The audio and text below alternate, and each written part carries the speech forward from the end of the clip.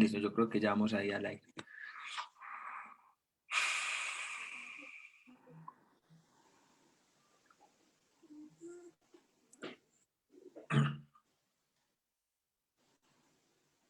¿Arrancás vos? Bueno. Vale. Ah, Ya ya estamos, estamos. dale, John. Listo. Espérate, yo me cambio aquí el nombre que me voy a confundir con el viejo Milkero. A ver, Johnny de Zapata. Listo. Hola, buenas noches, ¿cómo están pues? Bienvenidos a un nuevo Facebook Live del Instituto Eleusis, donde a ver, sí, más de 4 meses, ya venimos más de 4 meses intentando dar pinceladas, aproximaciones a este texto de James Hillman que... Ay, hueputa. Ese me fue una palabrota, pero bueno.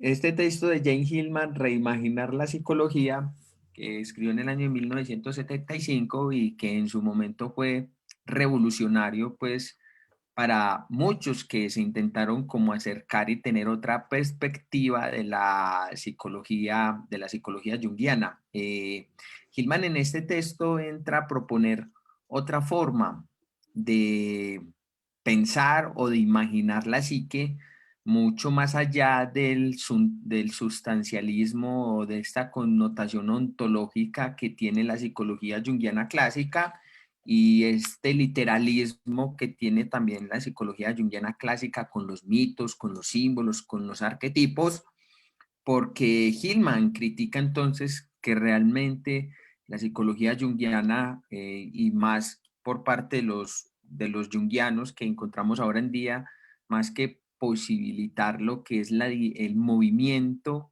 de las imágenes o el hacer del alma, lo que hacen es ontologizarla, reducirla y solidificarla, o como diría Hillman en este texto, hay un psicologismo en relación pues a lo que es la psique pues y el movimiento en sí misma, y más que entrar a hablar allá de las necesidades humanas, demasiado humanas, Hillman revuelve, reivindica lo que realmente es el trabajo de la psicología, que realmente es ese logo, el entendimiento del alma en sí misma, más que las necesidades personalistas, humanas, demasiado humanas, yo con mi depresión, yo con mi angustia, yo con mi ansiedad, yo con mis necesidades, con mis crisis existenciales y con todas estas psicologías personalistas, que en lo cual también cayó la psicología junguiana y que después Hillman por allá mucho más adelante también vuelve a caer también en eso, pero en el texto que nos convoca hoy, realmente Hillman nos, de una manera muy novedosa, muy poética, nos da pinceladas, nos da ideas de cómo poder entender, de cómo podernos aproximar y de la forma en que él entiende este proceso de la psique, este proceso del alma, pero que no lo descarga en lo humano, en nosotros, sino que realmente es un proceso del alma para sí misma, en ella misma, en relación consigo misma, más que con el individuo, ay, yo con mi alma, ay, mi alma me dice esto, ay, mi alma entonces me dice que me tengo que individuar, yo no sé, no, en Gilman no a eso. Pero bueno, Alejo, buenas noches, ¿cómo estás? No te das la bienvenida porque estás ahí un poquito apasionado. ¿Qué más? ¿Cómo vas, pues? Muy bien, muy bien. Muy bien, John, aquí con las actividades cotidianas a tope, ¿no? Sí, Pero sí. aquí le seguimos y le vamos a seguir hasta que terminemos esta magnífica obra, ¿no? Me, me encanta la forma en que la estamos analizando y la forma en que estamos platicando sobre ella, John, porque nos retroalimenta mucho. Realmente revisar la obra así, yo pienso que nos da una claridad y profundidad sobre la misma que de repente leerla a solas, por ejemplo, no es, no se alcanzan esos niveles de análisis. Y más en la plática que tenemos y que también de repente el público participa en la misma, nos da nos da puntos de partida para pensar mejor esto que James Hillman nos dice. Sin embargo, yo creo que la recomendación sigue siendo que junto con junto con estas pláticas, vayamos revisando también la obra de Hillman por nuestra parte, porque obviamente nosotros estamos hablando desde lo que Hillman dice, no hablamos al aire, no hablamos desde una perspectiva, eh, ¿cómo lo podríamos llamar? Eh, ¿Cómo se llama? No partimos de la nada, ¿no? Sino partimos Sí, de un texto ya escrito que nosotros pensamos que es relevante para la psicología junguiana específicamente, pero que es vital para la psicología en general, porque nos pone a pensar esos fundamentos que tenemos nosotros como ya sabidos dentro de la psicología.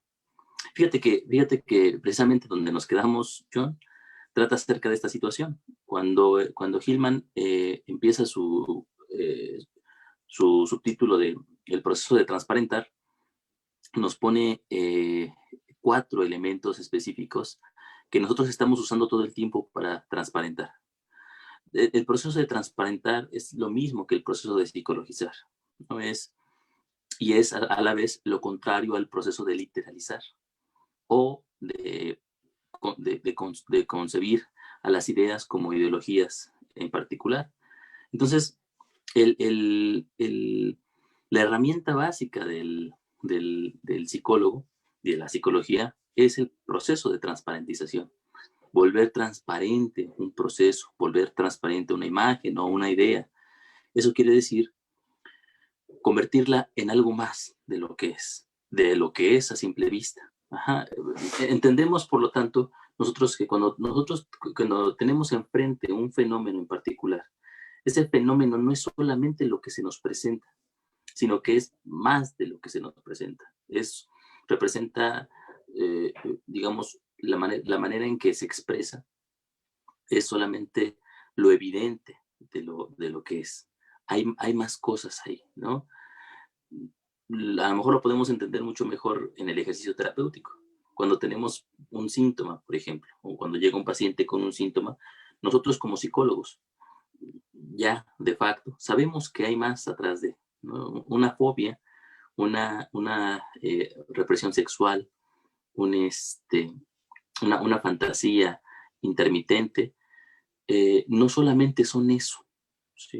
El sujeto que llega con una fobia específica, sabemos nosotros que hay algo detrás de esa fobia. Siempre procuramos saber que hay algo detrás. Sabemos, si solamente fuera eso, si solamente fuera lo que se nos presenta, entonces no tendríamos un abordaje sin más como psicoterapeutas. Lo remitiríamos a otro lugar, ¿no? Lo remitiríamos al médico, lo remitiríamos al cura, ¿no? Al coaching, al tanatólogo, que está tan de moda en estos momentos. Entonces, al consejero. al consejero, ¿no? Es decir, alguien que le ayude a sobrellevar aquello con lo que él está tratando en ese momento. Su síntoma no es otra cosa sino un problema a resolver. Y como un problema a resolver, solamente es lo que se presenta de la manera más superficial en la que se presenta. Uh-huh. Entonces, una fobia es una fobia y ya. No tiene un trasfondo en ese sentido. Pero nosotros como psicólogos entendemos que todo tiene un trasfondo. Ajá. Y cuando aparece el fenómeno frente a nosotros, nos causa una extrañeza, como si fuéramos una especie de detectives. Sabemos que hay algo detrás de aquello. Esa intuición, John, esa intuición de que hay algo detrás de aquello, Hillman lo llama el momento de reflexión. El momento en que el fenómeno, ¿sí?, actúa como un espejo. Ajá, y el terapeuta también actúa como un espejo y ambos, digamos, reflejamos el uno en el otro. Entonces, este momento de reflexión no solamente es un momento de pensamiento, de duda, sino también un momento de reconocimiento, Y tanto de, descubrimiento. ajá, sí, sí, tanto del sujeto hacia el fenómeno, como el fenómeno subjetivo hacia la persona que está enfrente de. Esto tiene que evolucionar de tal manera que al final no es otra cosa sino el fenómeno, no tiene que aparecer sino el fenómeno viéndose a sí mismo. ¿Sí? El pensamiento que se piensa no es el pensamiento solamente mío o el pensamiento del paciente, sino es el pensamiento del mismo fenómeno que está ahí, el pensamiento del síntoma. El pensamiento para Hillman, del Dios que está ahí en la enfermedad del sujeto. El sujeto llega con una patología y esa patología es un sujeto autónomo, eh, importante por sí mismo, con una idiosincrasia propia. Entonces, el psicólogo, si es psicólogo en este sentido, necesita reconocerse en ese mismo fenómeno.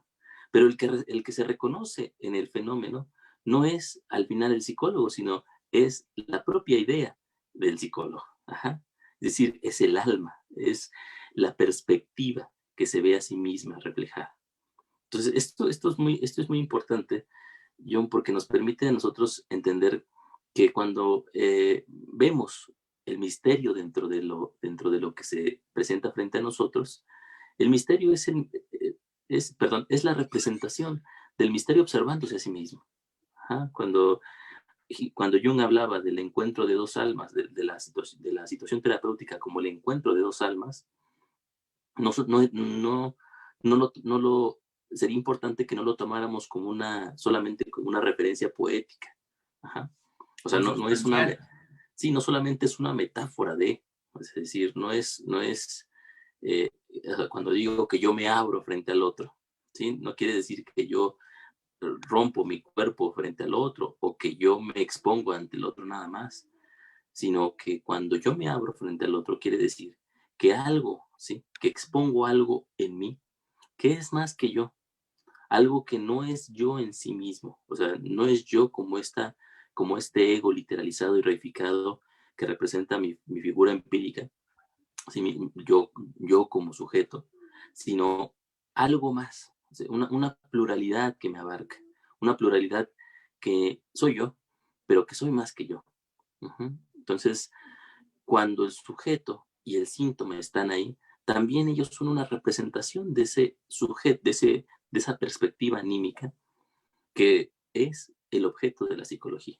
Entonces, por lo tanto, cuando el psicólogo, ¿sí?, se encuentra en este momento psicológico, el asombro y el desconcierto que le causa el momento de reflexión lo incitan a ir más allá, a lanzarse con sus perros de casa hacia lo desconocido, hacia lo que no sabe. Porque de principio tendríamos que advertir, John, que el psicólogo no sabe lo que va a encontrar. ¿Sí? Si el psicólogo supiera qué va a encontrar, ya no sería necesario ir a la búsqueda de nada. Ya sabría qué es. ¿Sí? ¿Cómo Sí, ves?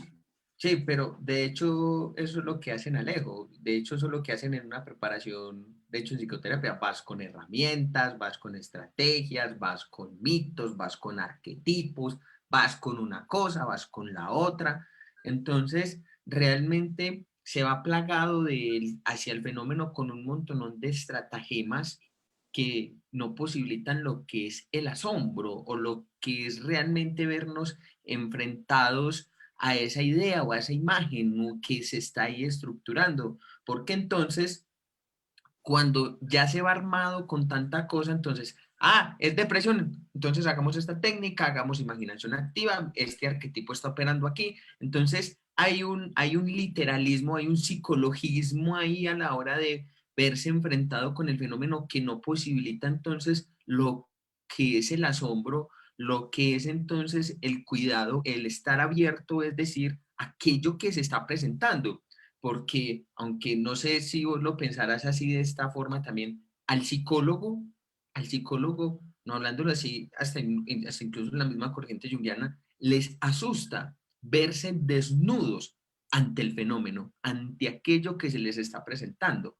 Entonces, el literalismo que hay ahí o el psicologismo que hay ahí en relación a cómo se enfrenta al fenómeno no posibilita entonces que realmente la depresión o la fobia que intentamos reflexionar, transparentar, no lo haga.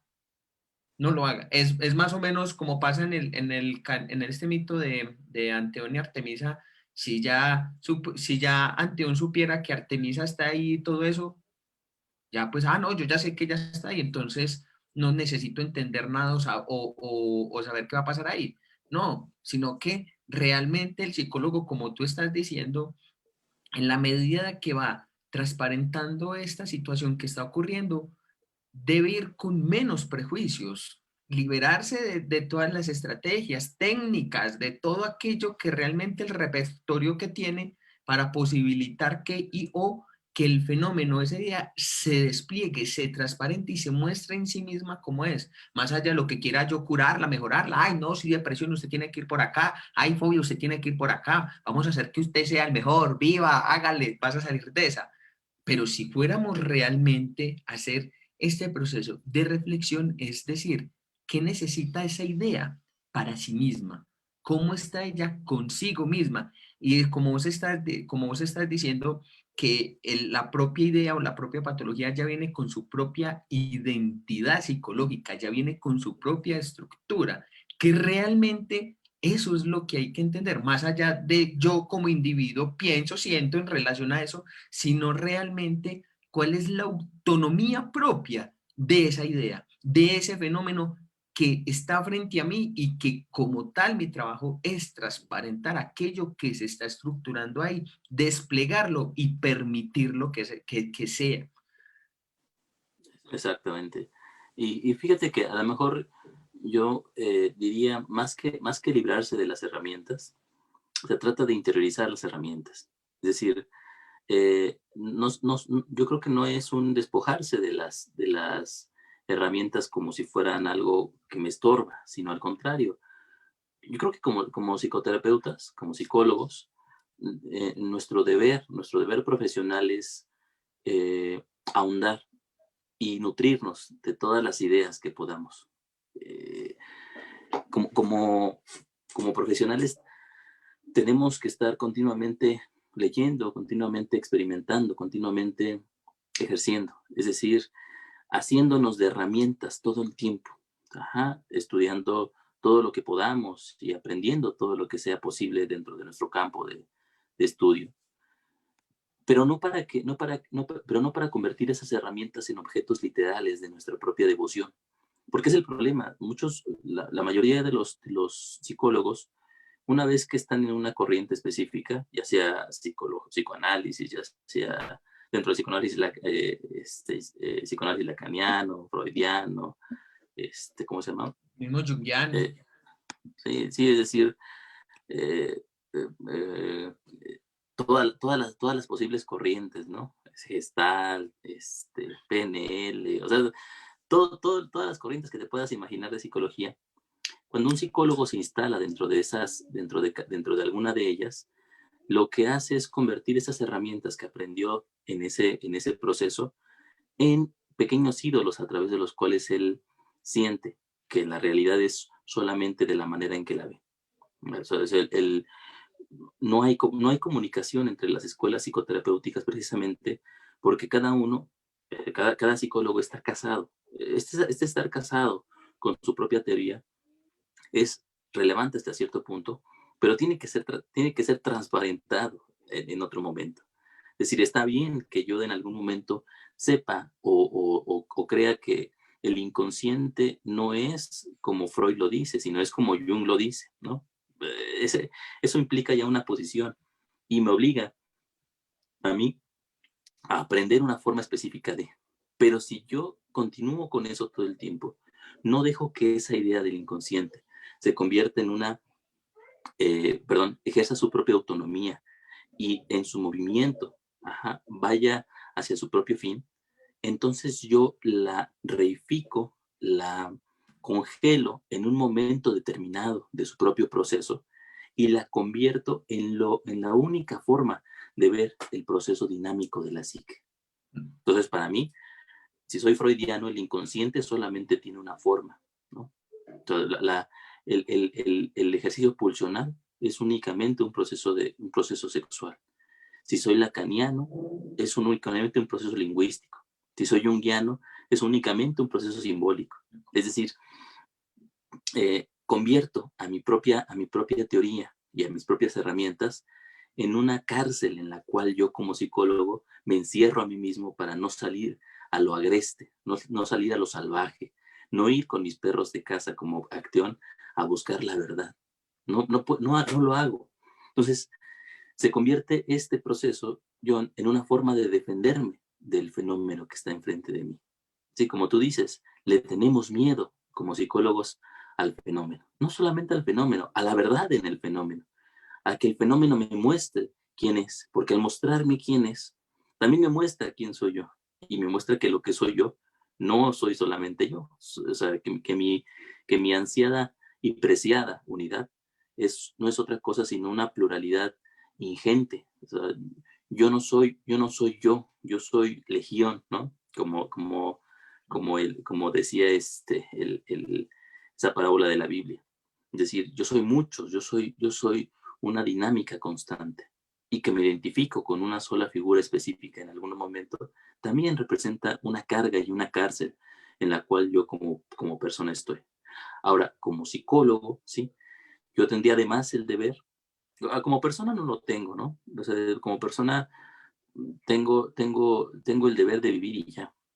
Pero como psicólogo, sí tengo el deber de poder pensar esta situación más profundamente.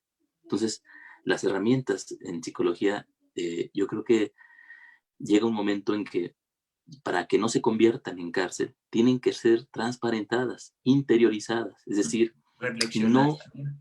sí, exactamente. Es el proceso de transparentar lo que hace es que esa herramienta que para mí era tan importante, ese concepto de inconsciente que para mí era sumamente relevante, una vez que yo lo pienso, y lo pienso profundamente, no lo pierdo, o sea, no se va, no me abandona, sino al contrario, se transforma y en el momento de transformar, se transforma mi propio pensamiento en algo más profundo. ¿Sí? El inconsciente entonces ya no es un objeto, ya no es una figura metafísica en la que yo de repente aludo, ¿sí? Para poder entender o medio entender la realidad, sino que se convierte en una forma de ver las cosas y el mundo. Ahora Una yo, perspectiva. una perspectiva, entonces en ese momento el inconsciente deja de ser algo algo congelado, ¿no? Deja de ser una piedra que está frente a mí y se convierte en un río a través del cual yo puedo navegar, ¿sí? O más bien, un río que navega a través de mí. Ajá, una visión que me ve. Y por lo tanto, ya no tengo que defender a capa y espada el proceso del inconsciente. Puedo volar con él. Ajá. Decía es que nací volar con las palabras. Es permitirme a mí como sujeto avanzar con la dinámica de los conceptos, no mantenerlos fijos. Sí. No hacer que pierdan fuerza o potencia, como decías que nace ahí en un escrito muy bello que creo que, si no me acuerdo, que es de la fuerza de las ideas. Muy bonito, que a mí me encantó. Y en relación a eso que vos estás diciendo, que también nos lo menciona Hillman en ese texto, es decir, o sea, que por ejemplo cuando hay una solidificación entonces de los conceptos, algo que pasa por ejemplo en la psicología junguiana es cuando hay esa solidificación entonces el arquetipo del héroe, el ánima, el inconsciente colectivo, los complejos, ánima, ánimo, sombra, etcétera. Entonces, sí, claro, eso está ahí, pero como vos decís, si es algo que podemos poner a caldo, a reflexión, es decir, transparentar realmente lo que son estos conceptos, nos damos cuenta que realmente son formas de entendimiento o una forma a través de la cual vemos, que no es algo estático, sino que hay que liberarlos en sí mismo y que sigan ese propio proceso. Y que para eso entonces hay un trabajo que, como nos menciona Hillman, en este primer proceso de transparentar es poder enfrentarnos al asombro, a lo que no sabemos, a que a pesar de que llevamos teorías, conocimientos, un montón de cosas de entendimiento también, en algún momento eso también se tiene que poner en cuestión y a caldo y verse devorado en sí mismo para poder que transparentar y ver aquello que realmente está ocurriendo ahí. No para que mejore, no para que sea bueno, sino para hacerle justicia a esa idea, a eso que se está psicologizando ahí. Y que realmente ese es nuestro trabajo. Pero más que hacer eso, lo denunciamos. Hay una denuncia ante la idea, hay una denuncia ante el fenómeno. O sea, parecemos como cazadores de brujas. Hay que ir a cazarlo, hay que matarlo, hay que negarlo. Pero negarlo no para que aparezca, para que sea tal como es, sino para que realmente usted no tiene que estar ahí, usted no tiene por qué aparecer. Entonces, quitémoslo. Vamos a hacer meditación, vamos a hacer, ya se me olvidó. Sí, vamos a emprender el viaje del héroe, vamos a emprender entonces el trabajo arquetípico simbólico, entonces vamos a emprender entonces el trabajo de lo que es la conciencia arquetipal por ahí de alguien, pura sustancialización y que no posibilita lo que realmente es un transparentar que se está dando ahí. ¿Por qué? Porque entonces, si sabemos que como nos dice Hillman, que transparentar la idea es poder darle viva, que se exprese, dejarla que sea en su propia potencia y en su propia fuerza, porque irle, como vos estabas diciendo, ¿por qué irle entonces con este montón de prejuicios, de conceptos, de ideas ya preconcebidas y conceptuadas que en realidad no piensan? Que ese es uno de los problemas que a lo que nos invita Gilman, al menos en esto, es que es profundizar, es reflexionar, es entrar en ese ego imaginal más que no pensar, porque uno de los problemas como tal que tiene la psicología en sí misma. Aquí hablo todo corriente, junguianos, lacanianos, gestálticos, aquí caben todas. Es que realmente no hay ese ejercicio de reflexionar, de transparentar, de pensar aquello que ya está ahí, aquello a través de lo cual yo veo, aquello de lo que ya está ahí y que es una forma de la cual yo veo, pero ¿desde qué lugar? ¿Quién realmente vi ahí, por decirlo de alguna forma, aludiendo otra vez a Gilman? Pero entonces, si nosotros fuéramos realmente a hacer ese ejercicio, hablándolo en términos alquimista, es poner la idea en el tubo y mirar realmente cómo se cuece, qué se transparenta ahí. Y que como nos dice Gilman, realmente, ahí sí todas sé tomarla porque me encanta que el proceso de la psique es lentitud y contemplar el proceso de transparentar en la lentitud que se va desplegando, no en el que el ego quiere, sino en cómo la idea en sí misma se va gestando en su propio tiempo. Ya iba a decir, pero sí lo voy a citar, en su propia calidad y en su propia mismidad. Aquí estoy citando un poco a Gris, pero me parece que dan el clavo alejo, no sé. Se sigue, ¿no? De lo que dice Gilman, y está muy bien. Es ahí se me fue la idea yo. Pero bueno, antes de eso quería eh, puntualizar el concepto de interiorización, ¿no? Porque es importante. Fíjate que cómo lo marca Hillman aquí, más tarde será importantísimo en Jäger, lo va a tomar como una bandera específicamente. Interiorizar quiere decir volver, ¿sí? Un proceso a su interior. Ajá. Y nosotros en ese mismo eh, transcurrir, dejarnos llevar por ese mismo movimiento. O sea, no se trata de salirnos del fenómeno, de explicarlo desde afuera. Es decir, yo tengo un fenómeno, tengo un síntoma, yo tengo una situación en particular y me voy hacia lo externo, ¿no? Esto en el ámbito junguiano le llamamos circunvabulación, ¿sí?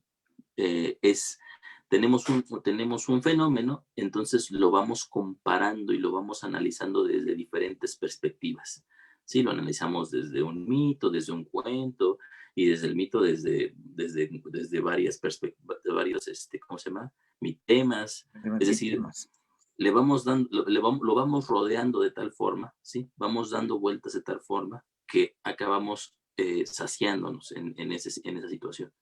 Para Hillman esto significa un pensamiento que más tarde Gehrig llamará pensamiento exterior, es decir, un pensamiento que viene desde afuera, que toma el objeto, sí, que toma el objeto y lo saca hacia explicaciones que no le pertenecen al fenómeno.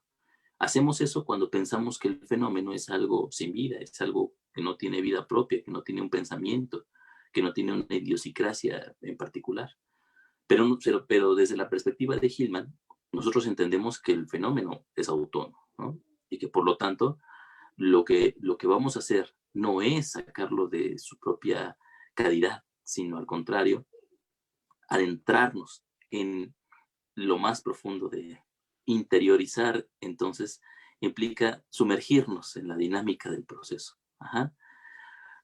Por ejemplo, una pregunta ahí particular, ya me acordé que iba con esto que tú decías, John, era hacernos la pregunta de quién ve, ¿no? Es decir, cuando el paciente llega con su problema en particular y nos dice, yo me siento así de tal manera y quiero que pase esto, sería importante que nosotros nos pudiéramos preguntar quién está pidiendo eso, quién lo necesita.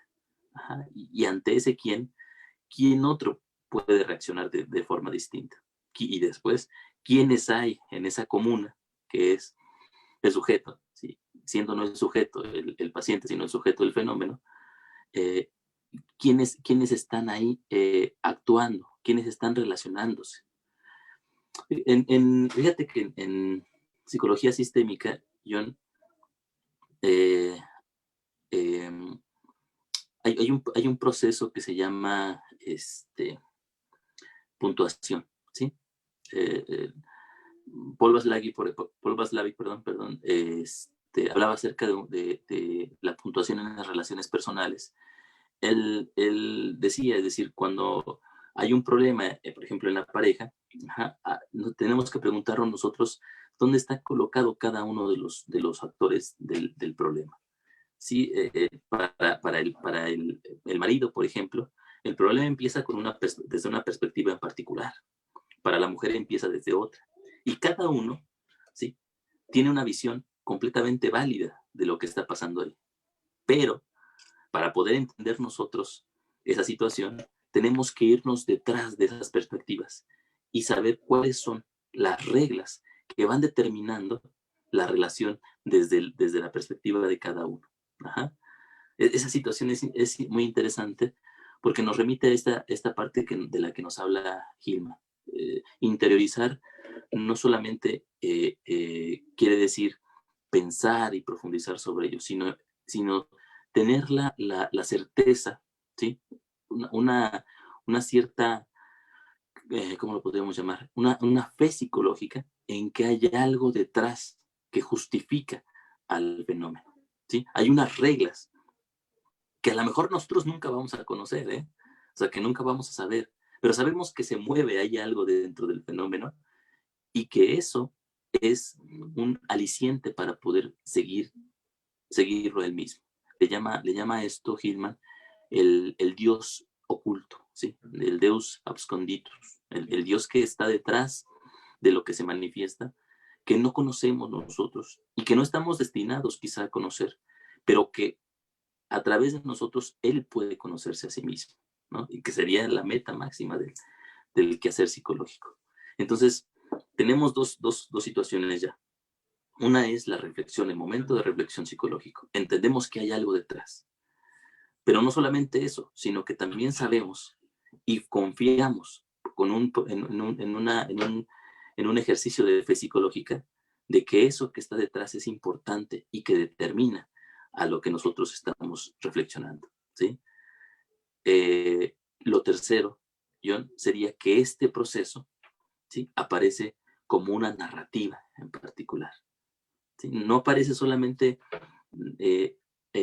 digamos, como una imagen sola. Y bueno, esto de la imagen sola es imposible, ¿no? No, Sino que toda imagen y toda idea aparecen como una narrativa, es decir, como una sucesión de relatos, como un relato sucesivo, perdón, acerca de lo que se nos presenta, ¿sí? Esto le llama Hillman la mitologización, ¿no? Es decir, el fenómeno aparece narrado por sí mismo. Nosotros al estar frente a una situación en particular, lo que hacemos es construir una historia que va dándole justificación precisamente a aquello que está ahí. sí, de hecho iba a hacer un poco acotación a eso que vos estás diciendo, porque es que de hecho en ese momento, por ejemplo, cuando uno está en terapia, a lo que uno se enfrenta es a esa narrativa, a eso que precisamente se está ahí desplegando, que se está ahí transparentando, eso ahí que se está empezando a mostrar, pero entonces es una narrativa que no está hablando del individuo, es una narrativa sobre la cual el individuo se ve sostenido.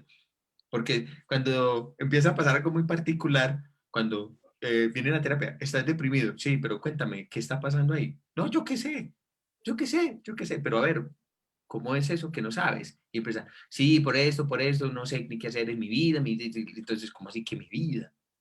¿Cómo así que mi vida?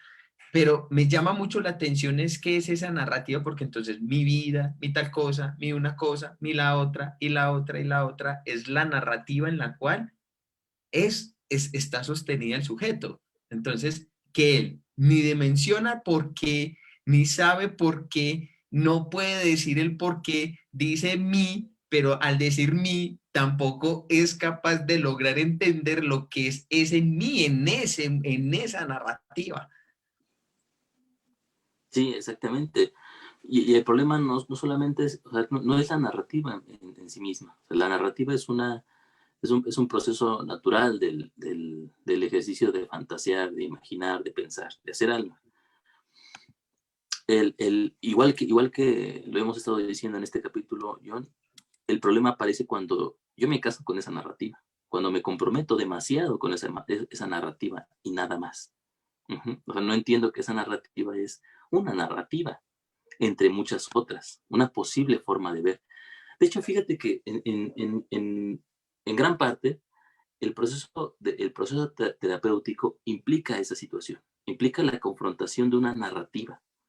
Es decir, el paciente llega con una narración de sucesos, ¿sí? Con una parte de sucesos acerca de lo que él cree que le pasa. ¿Sí?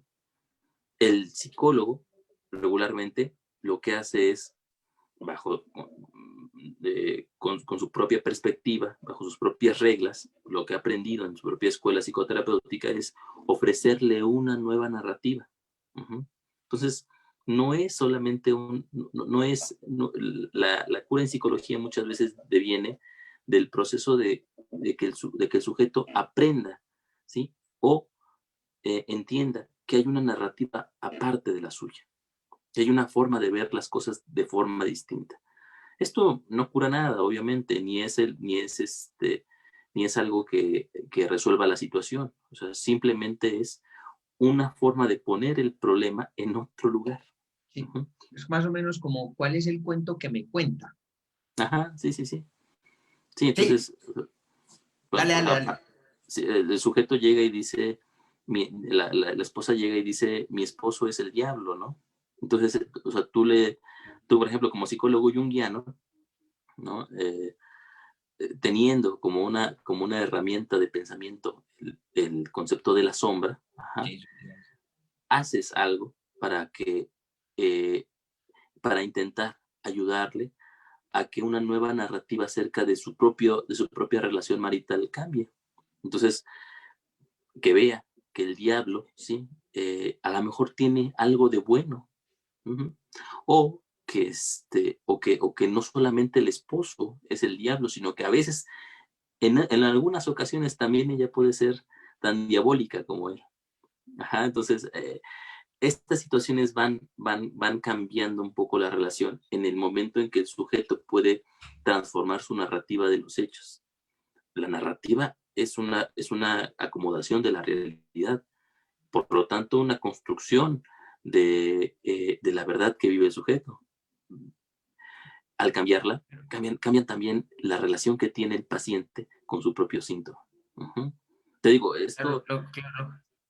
sí, Lo que pasa es que eso es tremendo, pero es que esa narrativa cambia en la medida de que el sujeto, es decir, que cuando hay un entendimiento de esa narrativa que lo narra y la comprensión de eso es lo que puede posibilitar precisamente a lo mejor un cambio hacia otra narrativa o otra forma de que eso se pueda narrar, pero que él sabe que en sí mismo no puede como seguir sosteniendo eso todo el tiempo o estar agarrado a eso, sino es que es en una medida u otra cómo se entiende eso y cómo eso también en ese proceso también puede cambiar esa narrativa. Pero si él no hace ese trabajo, como estamos mencionando, precisamente de reflexión, de interiorización y de tocar este tercer paso, es imposible. Entre comillas, imposible. ahora es importante que también nosotros como psicólogos, como psicoterapeutas, entendamos que esa narrativa es una entre muchas narrativas. Ajá. Es decir, no es, no es la única. Puede haber muchas formas de ver la misma situación. En ese momento, eh, aquí hay un peligro, yo.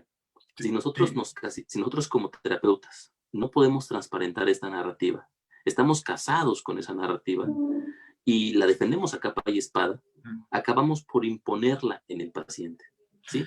Deja de ser una herramienta de transformación y se convierte en una herramienta de reificación, en una imposición, ¿cómo se llama? En un ejercicio del poder. Uh-huh. Que en psicoterapia es muy, muy, muy, muy común que pase. En psicoterapia y en cualquier disciplina que tenga que ver con el cuidado del otro. Sí, Cuando no, sí. y perdóname que te interrumpa en ese No, adelante, aspecto adelante. que es muy importante, que ahí precisamente, y lo más particular es que los psicólogos lo hacen de una manera muy sutil, o sea, es tan sutil estas formas de poder y de imposición de la narrativa que ellos tienen, que el consultante se ve deslumbrado. Claro, como nos dice Gilman, como cuando se va a terapia no se va por crear un flujo transferencial ni nada, sino que vas porque el alma está en búsqueda de ideas, entonces llega el terapeuta entonces con su doctrina, con su ideología, con esa narrativa que él tiene y se la impone el consultante. Entonces, ay, te tienes que individuar, ay, te tienes que conocer, ay, yo no sé qué, una cosa, ay, no, que la otra, etcétera, etcétera, etcétera.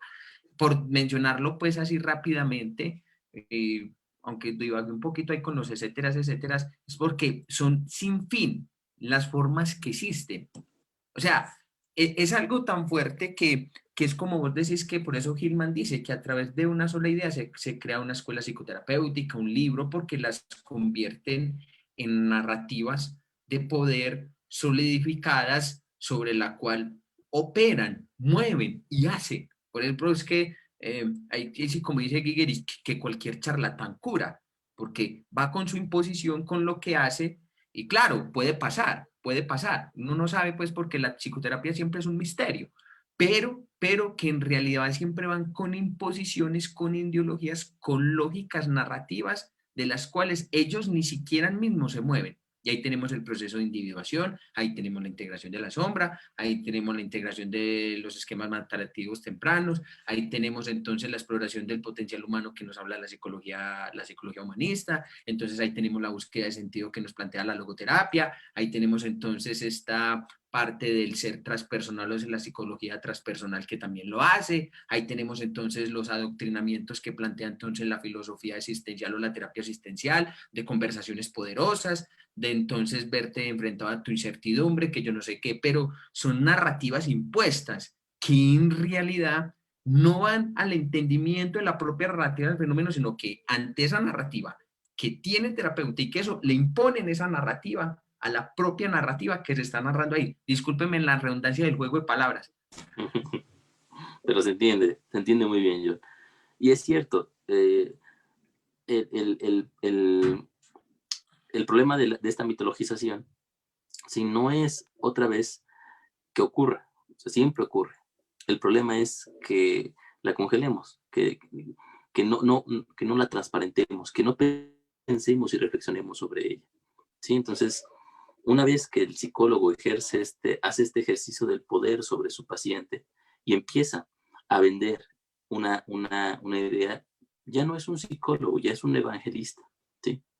Ya es Sí, un hombre, ya es un ministro de la religión, es decir, convierte el saber psicológico en un saber religioso, ¿sí? En un saber del que no se tiene que pensar, ¿sí? Es uno de los grandes elementos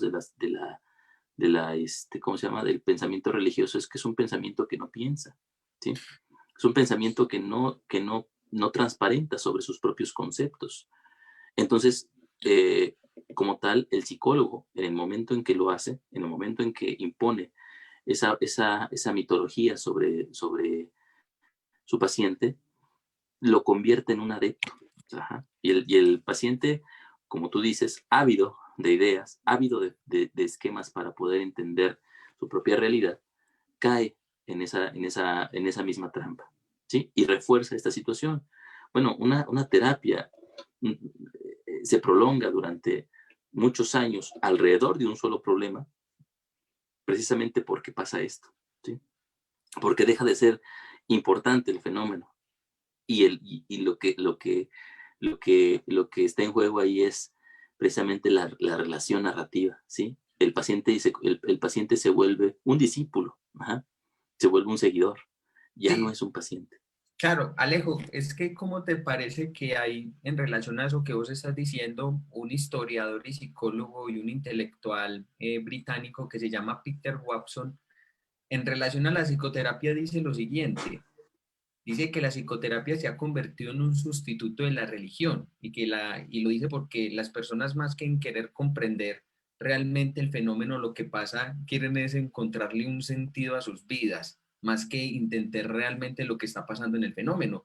Y eso en relación a lo que tú estás diciendo es lo que realmente ocurre, o sea, que la psicoterapia también se ha vuelto como en un dispositivo que ni se piensa a sí misma ni que es capaz de hacer ese proceso de transparentarse y poner a juego y a caldo lo que realmente la forma o las ideas o la narrativa que la constituye también a ella. Sí, sí, y es parte de la situación de que la psicología bebe, es hija de la religión, es hija de la filosofía y es hija de perspectiva que parte es una disciplina que parte de estas otras disciplinas. Sin Sí, pero embargo, es la puta de todas esas, como dices, que nacen por ahí.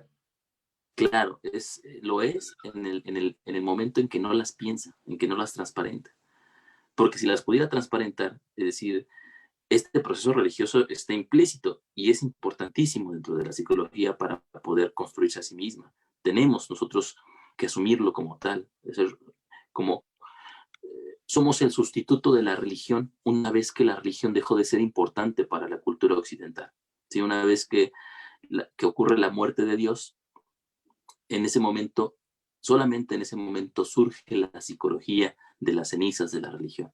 Sí, ahorita las religiones solamente sobreviven como fundamentalismos, ya no son realmente, ya no son relevantes en sí mismas, sino como ideologías para poder dar sentido a una vida cultural pobre. Uh-huh. Pero nosotros sucedemos como psicólogos a esa situación. No estamos a la altura de esa herencia que tenemos nosotros si no la pensamos, si no pensamos que este proceso religioso tiene un cauce y llega y tiene un sentido, por ejemplo, en lo que habíamos dicho nosotros, esta fe psicológica frente al fenómeno que está ahí, ¿sí? Solamente puede haber nacido de la herencia religiosa. Esta fe, la fe psicológica es lo llama Gehrig, sublación, ¿sí? Este fenómeno de sublación una superación, pero a la vez una conservación de un proceso, de algo que se dejó atrás, ¿sí? Entonces, la religión pervive, pero ya no puede pervivir como antes, ¿sí? Igual que el mito pervive, pero ya no pervive como antes. Precisamente en la narración, en la mitologización, el mito pervive, pero ya no es lo que era antes, sino ahora se ha convertido en una estructura a través de la cual la lógica, ¿sí?, se entiende a sí misma. Ujú. Pero ya no es solamente, ya no es el mito como el mito en la conciencia mítica o ritualista, Sí. sino que ha avanzado en ese proceso. Pero Sí, bueno, pero eso es una egopsicología. Ay, no, es que el mito entonces, Afrodita está operando en mí porque me enamoré de tal cosa. Vea, el dios Dionisio hizo que me emborrachara y me fuera por allá a vagabundear. Bueno, por decirlo de alguna forma, pues, pero es y, como vos decís, o sea, que realmente estas connotaciones históricas, es decir, como que si la idea es en sí misma no se sublaran y no se interiorizaran y siguieran ese proceso, es como negar de que en el mundo no ha pasado nada o que en el entendimiento no ha pasado nada. ujú, sí, exactamente. Entonces, por lo tanto, tenemos que estar muy atentos a la cuarta determinación que nos presenta Gilman. Las herramientas son las herramientas con las cuales hacemos este proceso de transparentar son las ideas. Y las ideas son núcleos en movimiento, un proceso dinámico que está todo el tiempo transformándose a sí mismo. Y por lo tanto, cuando nosotros pensamos desde una idea, no podemos entender esa idea como algo fijo que tiene que ser determinado, sino como una indeterminación que está en constante movimiento. Ajá. Eso, por ejemplo, fue muy evidente cuando a principios del siglo XX, por ejemplo, eh, surgen las investigaciones de la física cuántica, ¿no? Cuando hablan acerca de las partículas elementales, ¿no? Subatómicas. Subatómicas, de la dualidad onda-partícula, acerca de la dinámica, por ejemplo, de las partículas subatómicas como indeterminadas, como algo que solamente es probabilístico.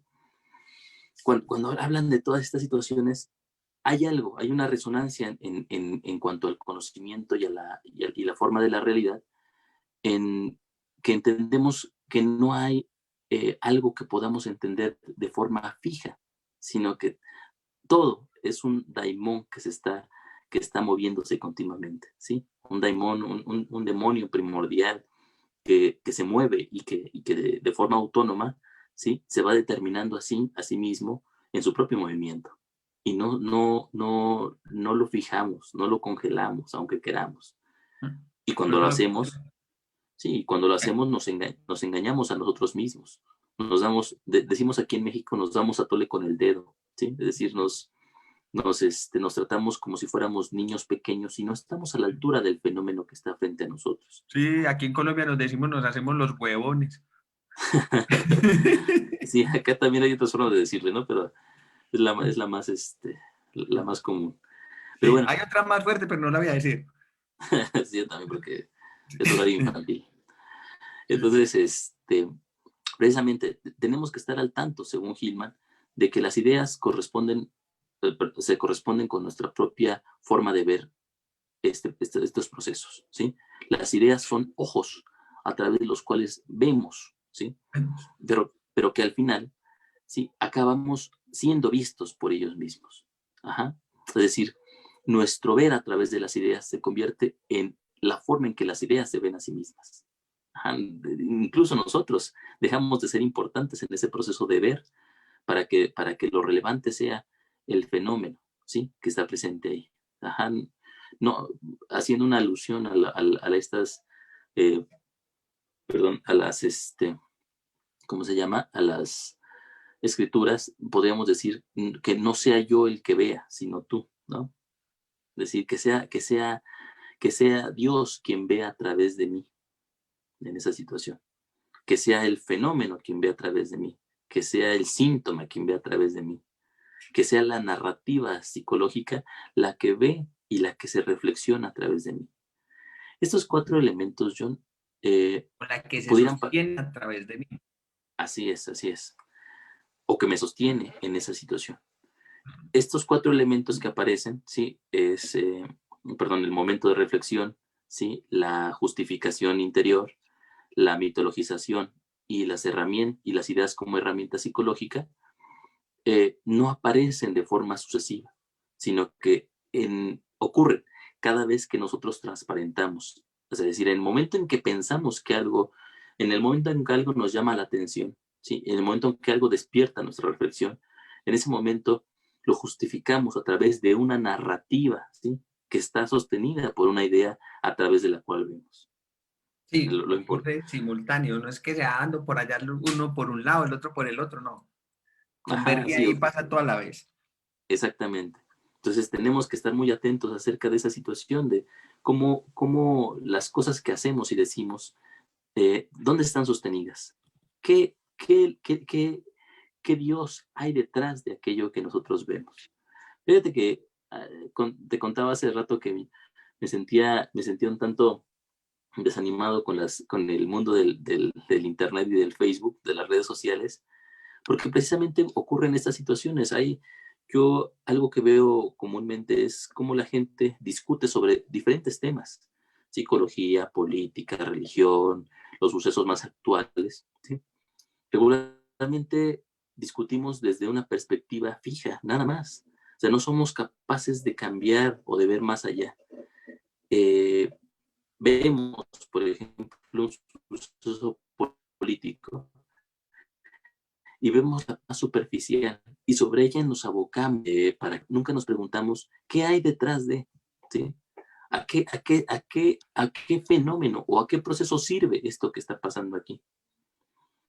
Alguna vez te decía yo que cuando yo iba en la universidad, o sea, ya hace muchos años, yo tenía una máxima para acercarme a cualquier cosa que yo veía. Es decir, eh, tenía yo me obligaba a pensar, y de hecho esto cuando conocí a Hillman y a Gerek, me hizo mucho eco, me obligaba a pensar por qué estaba bien, ¿sí?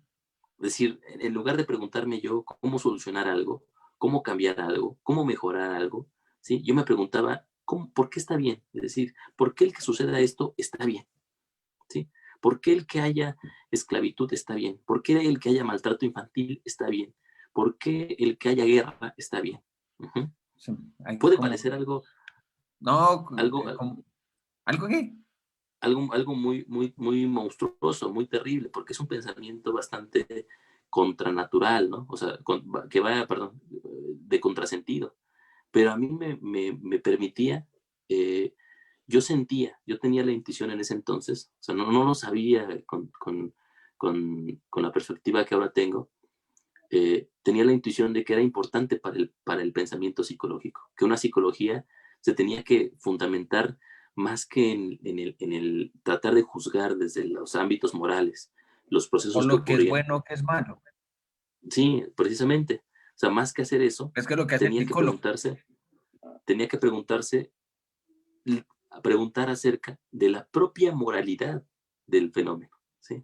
Es decir, yo tenía que no juzgar al mundo desde mi moralidad y desde mi perspectiva, desde lo que a mí me molestaba, o desde lo que a mí me dolía, desde lo que a mí me asustaba, sino preguntarle a lo que sucedía, ¿qué te asusta a ti? ¿Qué te gusta a ti? ¿Qué es lo que te da vida a ti? ¿Qué es lo que piensas a ti? O sea, ¿qué es lo que piensas tú del mundo? Ujú. O sea, cuando encontré a Jung, cuando me metí al mundo de lo junguiano, algo que me llamó la atención fue eso, porque Jung respetaba mucho al fenómeno que se presentaba, al síntoma, ¿sí? El síntoma era importante, el síntoma era algo eh, sagrado, que él en muchos de sus escritos reivindicaba de tal manera que uno podía, cuando estaba frente a un fenómeno, frente a un síntoma, preguntarle, ¿no? O sea, más que qué piensas, o sea, más que preguntarle al paciente, ¿qué piensas tú de tu síntoma? Preguntarle al síntoma, ¿qué piensas tú de lo que está sucediendo? ¿No? ¿Qué pasa contigo? ¿Quién eres? ¿No? Ajá, ¿cuál es tu dinámica? Eso me parece que parte y se fundamenta en esto que dice Hillman y además nos permite ver desde una perspectiva distinta a los fenómenos psicológicos de forma realmente psicológica. Esta sería la verdad, la forma psicológica por antonomasia. Sí, yo pienso que ahí hay algo muy importante también en que hacer en relación a lo que vos estás diciendo, porque o en psicoterapia se busca curar, mejorar, quitar el síntoma, que el síntoma entonces que te vino a enseñar a ti, a mejorar, que yo no sé qué, bueno, en fin. O sea, se ve siempre el fenómeno, en este caso, o a esta narrativa que está haciendo ahí como algo estructurante para el ego, como algo en beneficio para el ego. ¿Qué voy a sacar yo de esa narrativa? ¿Qué voy a sacar yo de eso que me está ocurriendo? Y más no hacernos la pregunta, ¿quién está hablando ahí? ¿Quién está realmente operando ahí? ¿Quién realmente necesita atención ahí? Necesita, por un lado, como estamos mencionando, ¿quién necesita ese estado ahí de reflexión, de se me traba la lengua, hermano, de interiorización, de quién necesita interiorizar ahí, entrar ahí también a mitologizar o conocer esa narrativa y a través de qué ideas como tal, se está viendo eso también. Porque entonces pasa algo muy particular si nosotros fuéramos realmente a hacer lo que es ese proceso psicológico, es decir, donde nuestra moral, donde nosotros lo que pensamos es bueno, es malo, me gusta, no me gusta, lo que, entre comillas, lo que psicológicamente supuestamente pensamos que es acertado, que supuestamente va en beneficio del paciente, es decir, ir en beneficio del fenómeno mismo, ir en beneficio, es decir, de la idea misma, más que del consultante. ¿Por qué? Porque Gigerich tiene una máxima que me gusta mucho, que eso lo publicó hace poquito a Levi Camp. Ah, no, fue José Medina, cuando Gigerich tenía una máxima muy importante. Cuando estés en terapia, olvídate del paciente. Es fundamental, la persona no importa. Ojo, lo que estamos diciendo aquí a muchos le va a sonar exuberante, como que la persona no importa, si eso realmente es nuestra razón de ser en el trabajo, pero realmente cuando estamos trabajando el tema o la idea con la que él nos llega, el síntoma con que nos llega, él ya está dentro de ese síntoma. Pero entonces a él hay que dejarlo de lado para poder entrar a trabajar realmente con los temas, realmente con la idea, realmente con el fenómeno que está empezando a aparecer. Entonces, si nosotros realmente fuéramos a mirar cómo Gilman nos está enseñando aquí este proceso de transparentar, es hacerle justicia al fenómeno, tener fe en el fenómeno, lo que él necesita para sí mismo, que aunque a pesar de que podemos saber, ir con toda humildad, que podemos saber cuál es el Dios oculto que está ahí, precisamente vamos a intentar fracasar en intentar mostrarlo, pero aún así en el proceso de transparentar podemos dejar que en ese misterio que es en sus propias en su propia particularidad, en su propia unicidad, en lo que realmente es, pueda constituirse a él mismo, pueda ir desplegarse a sí mismo, pueda liberarse en su propia ay, se me iba a pegar en esa palabra, en su propia mismidad, es decir, para el mismo más que para el individuo. Entonces, si nosotros fuéramos a mirar en toda profundidad lo que es este proceso de cómo psicologizar, es hacerle justicia al fenómeno, es hacer alma, es poder acompañar esa narrativa que lo que hace el ego, y lo que pasa es que pasa aquí algo muy particular, el ego es una narrativa que no sabe que es narrativa por decirlo de alguna forma. No sé de pronto vos cómo lo pensarás, pero entonces cuando aparece el síntoma, cuando aparece entonces el fenómeno, entonces le está quitando al ego a esa narrativa solidificada que es importante, que se constituye, quitarle lugar para dar y o otra forma de entender del lugar de que hay una fragmentación que necesita también ser atendida, que necesita también ser transparentada y que tenga ese lugar ahí dentro del proceso terapéutico o en ese proceso de psicologizar, pues porque lo que invita es a hacerle justicia a eso, es decir, que como nos dice Gilman nos dice la única connotación en este tercer punto, es decir, que necesita el fenómeno para sí mismo, o una vez que psicologizamos, está haciendo ese proceso de transparentación que no es para el individuo, sino que es para la idea misma, para el fenómeno mismo, para el síntoma mismo que se pueda transparentar y mostrar, como quiera que sea, más que lo que quiera el ego, lo que quiera el terapeuta, lo que quiera el paciente. Sí, sí, sí. Fíjate que estoy de acuerdo con esto que decías acerca del ego, en el sentido, siempre y cuando veamos el ego como una perspectiva también particular. O sea, la perspectiva egoica, es decir, una perspectiva que podríamos llamar nosotros tecnológica, que pretende ver un provecho o una utilidad en cada situación que se presenta, eh, se va constituyendo como estos mismos elementos que acabamos de decir, ¿sí? Incluyendo la narración, ¿sí? La mitologización, como una congelación de ese mismo proceso. ¿Sí? Cuando esta dinámica se queda truncada, entonces se literaliza y se convierte en algo que no se reconoce a sí mismo. Es decir, evadimos la tarea de psicologizar y de transparentar un fenómeno y entonces acabamos viendo solamente a través de esa idea y creemos que esa idea es una idea única. La idea se vuelve, manda a matar a las otras ideas, ¿sí? Sí. Y una idea Eso sonó como medio sicario. sí, me acordaba de las narraciones sobre ¿cómo se llama? Sobre el estalinismo, ¿no? Entonces, Stalin era tan paranoico que de cuando en cuando, ¿sí? Diezmaba a su propio grupo de confianza. O sea, mataba a todo aquel cercano a él después de un cierto tiempo, porque no podía soportar la idea de que fueran a traicionarlo. ¿Sí? Es decir, estaba tan imbuido por esta visión paranoica de la realidad que no alcanzaba a diferenciar sobre esa situación. Entonces, el ego, hasta cierto punto, tiene esa misma perspectiva. No soporta otras narrativas, no soporta otras ideas, no soporta otras imágenes.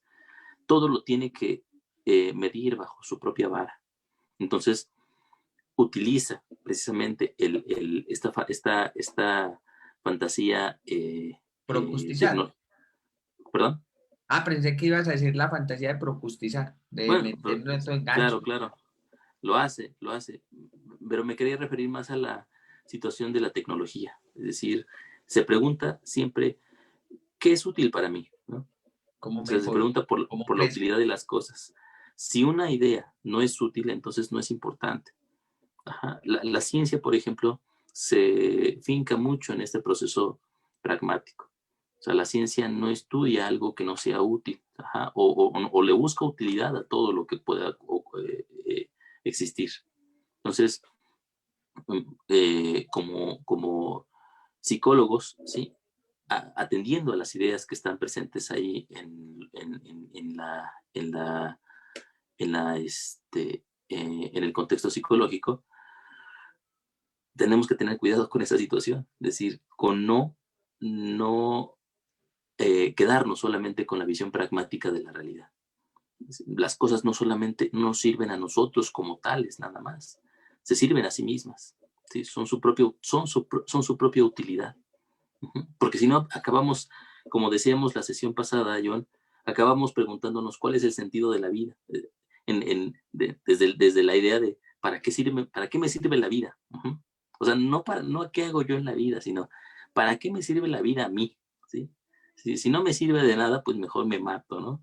O si no me sirve de nada, busco un significado que me dé una utilidad de la vida para mí. Pero, o sea, ¿cómo cambian las cosas si yo asumo que la vida es su propio sentido y que se sirve a sí misma, no a mí? Ajá. Que se sirve en su propio proceso de servirse así. Y en esa narrativa, entonces, sí, el mito con el cual se entiende a sí misma, sí, es un mito que yo de repente toco y del cual me imbuyo y del cual puedo alimentarme un rato, pero que no me pertenece, ¿sí? No soy yo. Y que incluso ese yo, que también es una narrativa, no es sino la conjunción de un montón de narrativas que en algún momento se constelan para convertirse en una perspectiva única, pero que como perspectiva única es una fantasía nada más. Fantasía, aquí sí en el término de peyorativo, es decir, es algo que no ocurre de manera literal, sino que ocurre de forma metafórica.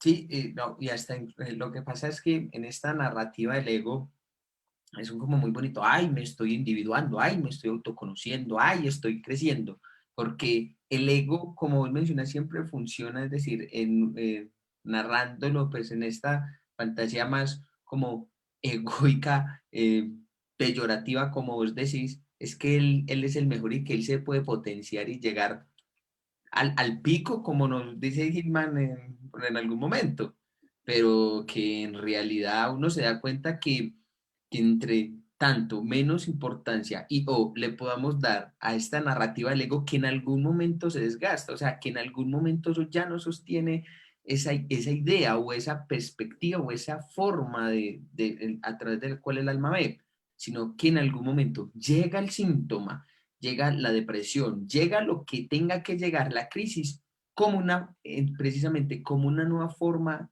a través de la cual el alma ve y que sostiene al individuo. Y que eso se ha olvidado mucho, porque yo lo mencioné en un encuentro pasado que a mí me llama mucho la atención, Alejo, que por ejemplo, que las psicologías contemporáneas y las psicoterapias contemporáneas, hasta incluso la del método científico, ojo, que ha logrado grandes avances, sí, pero es la terapia que no se piensa, tampoco es el método que no se piensa a sí mismo, tampoco, porque su función es probar, comprobar y ya, y replicar el mismo método una y otra vez y que y literalmente no funciona. Pero si realmente fuéramos a hacer justicia, la idea que está gobernando ahí, que se está haciendo a sí misma, es para sí misma y solamente para sí misma, que en otro momento va a ser diferente, porque como está diciendo, es el daimon que está en constante dinamismo para sí mismo y que no es estático y que no se solidifica. Entonces, estas terapias y estas psicologías que parece como una cacería de brujas o están como en la época de las cruzadas, arremetiendo contra realmente quien esté en contra del ego o de sus expectativas, realmente son las que niegan realmente ese proceso de hacer al mal. Lo que peor, me hiciste acordar, yo creo que lo mencioné, un amigo me decía que el enemigo de la psicología son los mismos psicólogos, o sea, el enemigo de la psicología son los psicólogos, tristemente. Podría ser, fíjate que Hillman tiene una idea todavía más radical, ¿no? Ah, El, sí, el, el peor enemigo de la psicología es ella misma. sí, sí, ¿para qué? Porque y con eso podemos terminar, yo creo, Ah, sí. John. Uy, sí, no nos dio tiempo El, de tocarlo. el problema de la psicología es que cuando la psicología se institucionaliza, es decir, se convierte en un saber hegemónico único, es decir, en un conjunto de reglas y estructuras a las cuales se tiene que ceñir el fenómeno, la psique, la mente, la conciencia, el alma, como lo quieras llamar, en ese momento esta dinámica de las ideas se va volviendo una situación, como ya lo hemos dicho muchas veces, fija, es decir, una situación congelada, reificada, Literalizando. literalizada, exactamente. Esta es la máxima forma de literalismo. Sí, cuando la psicología toma las ideas psicológicas y las mete en moldes y en estructuras determinadas, en ese momento se convierte en un psicologismo, se convierte en una psicología que coagula todos los procesos, ¿cómo se llama?, dinámicos, y así se construye como disciplina psicológica. Ajá, por eso Hillman dice, ¿no? Ya en el próximo tema empezando, dice, el peor enemigo de la psicología es ella misma, ajá, porque es presa de sus herramientas psicológicas. Tenemos que tener cuidado con eso entonces, porque estos procesos de los que hablamos, que constituyen el proceso de transparentar, ¿sí? Fácilmente, si no ponemos atención a ello, si pensamos que llegamos a una determinación, a un determinado lugar y con eso es suficiente, si no estamos atentos a que este movimiento es un movimiento infinito, que nunca termina, es un movimiento que una vez que llega a un lugar, tiene que volver a transparentar ese mismo lugar al que llegó. Si no estamos atentos a eso, entonces corre el riesgo de convertirse en una literalidad, en un literalismo, ajá, que es otra vez, como ya dijimos, la congelación de las ideas como perspectivas, ¿sí? Y la constitución de las mismas como formas hegemónicas de observar la realidad, es decir, como verdades, ¿cómo se llama? Como verdades irremediables, ¿sí? Como verdades que no se pueden rebatir. Y esa es una situación terrible para los psicólogos y para la psicología en sí misma. Bueno, sí, tremendo. Bueno, a todas las personas que nos estuvieron acompañando en este Facebook Live, muchísimas gracias por acompañarnos esta noche. Si igual tienen preguntas, comentarios, nos los van dejando ahí, que tanto Alejandro como yo los iremos mirando, los iremos respondiendo. Recuerde pues que en el Instituto Luisis estamos reorganizando, reformulando nuevamente pues como el proyecto para traerle nuevas cosas a todos ustedes. Y bueno, recuerde pues que dentro de 8 días seguimos, no quisiéramos haber avanzado un poco más el texto, pero bueno, realmente el texto va para reflexionar muchísimo. Entonces, les agradecemos mucho pues que tengan una excelente noche y nos vemos dentro de 8 días. Muchas gracias.